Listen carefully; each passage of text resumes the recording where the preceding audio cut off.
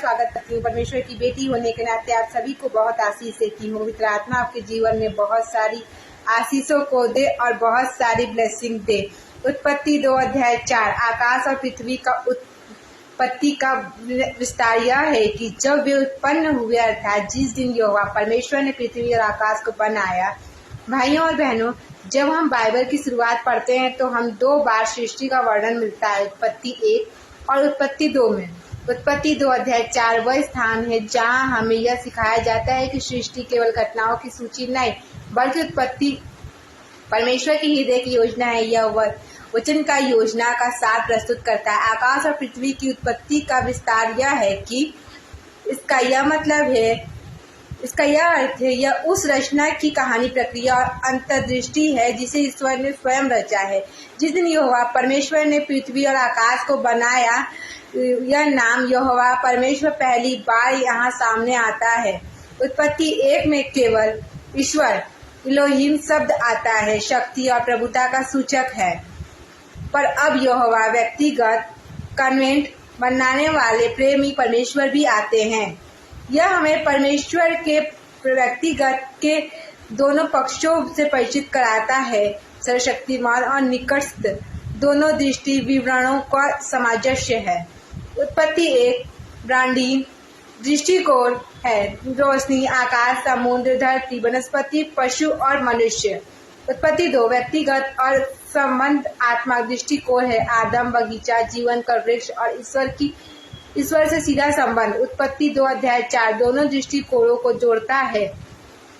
यह एक सेतु है जो हमें बनाता है कि यह कहानी केवल सृष्टि की नहीं, सृष्टिकर्ता और मनुष्य के रिश्ते की भी है। परमेश्वर के दृष्टिकोण को देखना। जब कोई महान कृति बनती है, जैसे कोई चित्र या भवन, तो देखने वाले अलग अलग नजर से उसे देखते हैं। प्रभु निवारता की दृष्टि सबसे महत्वपूर्ण होती है। उत्पत्ति 2:4 से हम सीखते हैं कि परमेश्वर केवल ब्रह्मांड को संचालित नहीं करते, बल्कि रिश्तों का निर्माण करते हैं। इसलिए हमें जीवन को केवल घटनाओं की श्रृंखला नहीं, बल्कि परमेश्वर की दृष्टि से देखना चाहिए, एक उद्देश्यपूर्वक योजना के रूप में।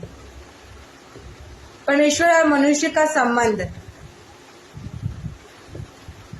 यह वचन आगे आने वाली घटनाओं की भूमिका है, जहां परमेश्वर आदम को मिट्टी से बनाते हैं। ईश्वर उनके नथनों में जीवन का श्वास फूंकते हैं, उसे अदन बगीचे में रखते हैं। ईश्वर का साथ मनुष्य का अधिकार बन जाता है।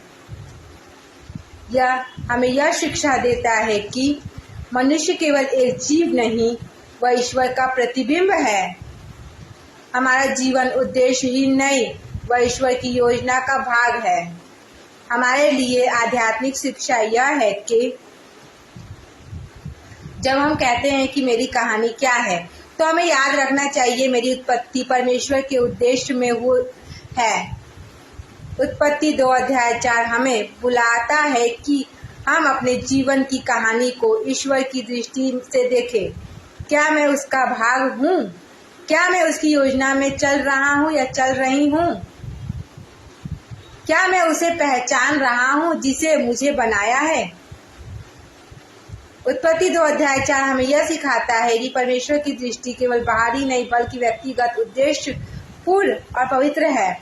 आपका जीवन एक वृत्तांत है जिसे ईश्वर ने अपने हाथों से लिखा है। आइए हम सभी प्रार्थना करते हैं। हे परमेश्वर, हे यहोवा परमेश्वर, जो तू आकाश और पृथ्वी का रचयिता है, तूने मुझे भी अपनी योजना में रखा है। मेरी आत्मा को जगा कि मैं अपनी कहानी को तेरे दृष्टिकोण से देख सकूं।